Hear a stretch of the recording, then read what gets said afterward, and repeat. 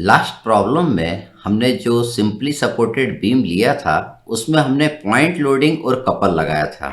इस प्रॉब्लम में हमने यूडीएल को और ऐड कर दिया है और हमको इस फिगर का शियर फोर्स और बेंडिंग मोमेंट डायग्राम बनाना है। तो पहले हम क्या करेंगे, हम सपोर्ट पे रिएक्शन निकालेंगे, हम R1 और R2 की वैल्यू निकालेंगे।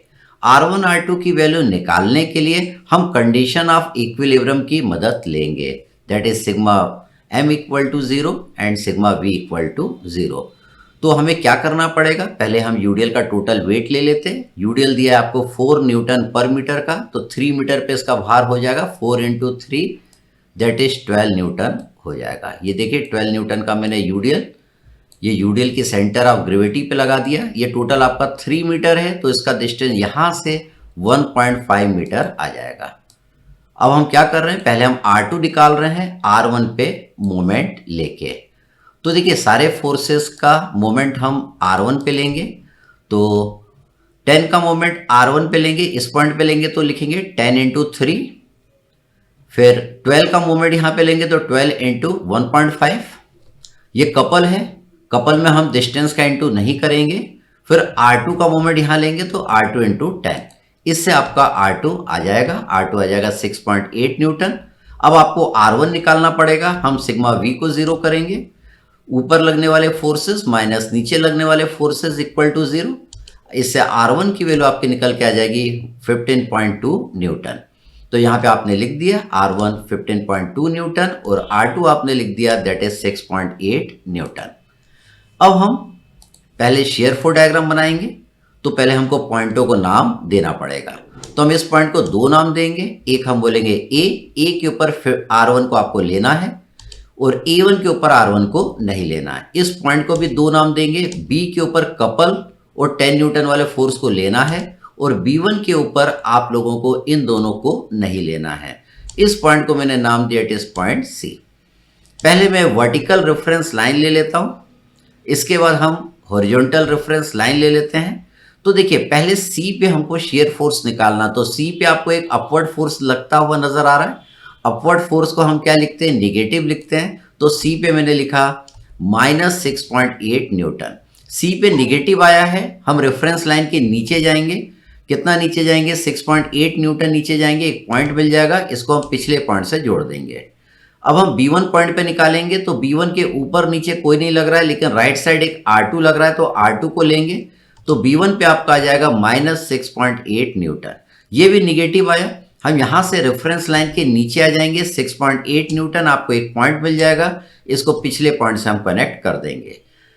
अब हम B पॉइंट पे निकालेंगे शेयर फोर्स, तो वर्टिकल फोर्स को हम लेंगे, 10 न्यूटन वाले फोर्स को लेंगे, कपल को हम नहीं लेंगे, क्योंकि कपल क्या होता है, मोमेंट होता है। कपल को हम जब बेंडिंग मोमेंट डायग्राम बनाते हैं तब लेते हैं। तो B पे शेयर फोर्स निकालना, तो B पे शेयर फोर्स कौन प्रोड्यूस करेगा, 10 न्यूटन का करेगा और R2 करेगा। तो दोनों का हमने एल्जेब्रिक सम कर दिया, अपवर्ड को नेगेटिव लिखा और डाउनवर्ड को हमने पॉजिटिव लिखा।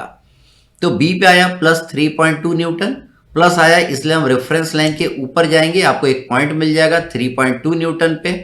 अब हम इसको पिछले पॉइंट से जोड़ देंगे। अब हम A1 पॉइंट पे शेयर फोर्स निकालेंगे, तो A1 पॉइंट पे निकालने के लिए आपको क्या करना पड़ेगा, पूरे यूडीएल का वेट लेना पड़ेगा, आपको इस 10 को भी लेना पड़ेगा, आपको इस R2 को भी लेना पड़ेगा। तो पूरे यूडीएल को लेंगे तो पूरे यूडीएल का वेट लेना पड़ेगा। पूरे यूडीएल का वेट आएगा 4 इंटू 3 दैट इज 12 न्यूटन। तो इन तीनों का हम एल्जेब्रिक सम करेंगे। देखिए इन तीनों का मैंने एल्जेब्रिक सम किया, तो इन तीनों का एल्जेब्रिक सम आया 15.2 न्यूटन। तो हम रेफरेंस लाइन के ऊपर जाएंगे, आपको एक पॉइंट मिल जाएगा 15.2 न्यूटन पर, इसको हम पिछले पॉइंट से स्ट्रेट लाइन से जोड़ देंगे। इसके बाद अब जब A पे निकालेंगे तो आपको R1 को भी लेना पड़ेगा, साथ में यूडीएल 10 न्यूटन और R2 को भी लेना पड़ेगा। तो A पे देखिए सारे वर्टिकल फोर्सेस का आपने एल्जेब्रिक सम किया तो इक्वल टू 0 आ गया। तो वापस आप क्या करेंगे, अपने ग्राफ को 0 पे मिला देंगे, तो आपका शेयर फोर्स डायग्राम आपको कुछ इस तरीके का नजर आएगा।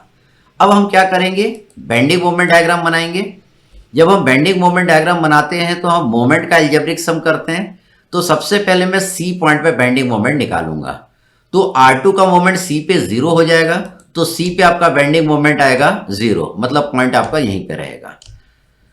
इसके बाद आपको B1 पॉइंट पे बेंडिंग मोमेंट निकालना, तो B1 पे बेंडिंग मोमेंट कौन प्रोड्यूस करेगा? B1 के राइट साइड जो भी वर्टिकल फोर्स लग रहा है उसका मोमेंट यहां पे बेंडिंग मोमेंट प्रोड्यूस करेगा। तो B1 पे R2 जो बेंडिंग मोमेंट प्रोड्यूस करेगा वो कितना करेगा? 6.8 इंटू 7।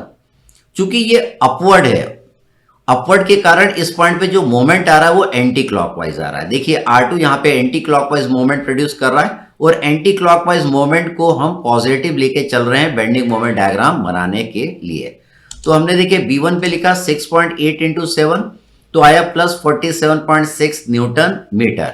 यहां से हम ऊपर जाएंगे, एक पॉइंट मिल जाएगा 47.6 न्यूटन मीटर पर, और इसको स्ट्रेट लाइन से पिछले पॉइंट से हम जोड़ देंगे। अब हम बी पॉइंट पे निकालेंगे, तो बी पॉइंट पे 10 न्यूटन को भी लेना पड़ेगा और 20 न्यूटन मीटर को भी लेना पड़ेगा, कपल को भी लेना पड़ेगा। तो 10 न्यूटन जो फोर्स लग रहा है उसका तो मोमेंट यहाँ पे 0 हो जाएगा, तो यहाँ पे कपल का मोमेंट आपको मिलेगा। तो देखिए इन दोनों का मोमेंट हम बी पॉइंट पे ले रहे हैं, तो R2 का मोमेंट आपने लिखा 6.8 इंटू 7, और कपल में हम डिस्टेंस का इंटू नहीं करते हैं क्योंकि कपल पहले से ही मोमेंट होता है। कपल आपका क्लॉकवाइज नजर आ रहा है और क्लॉकवाइज को हमको निगेटिव लिखना है according to our sign convention, तो यहाँ पे मैंने -20 लिखा, तो बी पे आपका आ जाएगा प्लस 27.6 न्यूटन मीटर। ये प्लस आया, हम रेफरेंस लाइन के ऊपर जाएंगे, आपको एक पॉइंट मिल जाएगा 27.6 न्यूटन मीटर पे, इसको मैं पिछले पॉइंट से स्ट्रेट लाइन से जोड़ दूंगा। इसके बाद हमको E1 पॉइंट पे बेंडिंग मोमेंट निकालना है, तो E1 पॉइंट पे बेंडिंग मोमेंट कौन प्रोड्यूस करेगा? E1 के राइट साइड जितने भी वर्टिकल फोर्सेस लग रहे हैं वो यहाँ पे बेंडिंग मोमेंट प्रोड्यूस करेंगे। तो E1 के राइट साइड पूरा यूडियल लग रहा है, इसको लेना पड़ेगा, आपको 10 का भी मोमेंट लेना पड़ेगा, आपको इस कपल को भी लेना पड़ेगा और आपको R2 को भी लेना पड़ेगा। ये सब E1 पॉइंट पे बेंडिंग मोमेंट प्रोड्यूस करेंगे।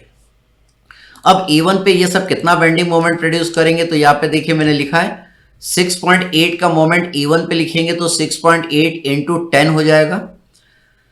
20 आपका कपल है, कपल तो पहले से ही मोमेंट है तो इसमें आप डिस्टेंस का इंटू नहीं करेंगे।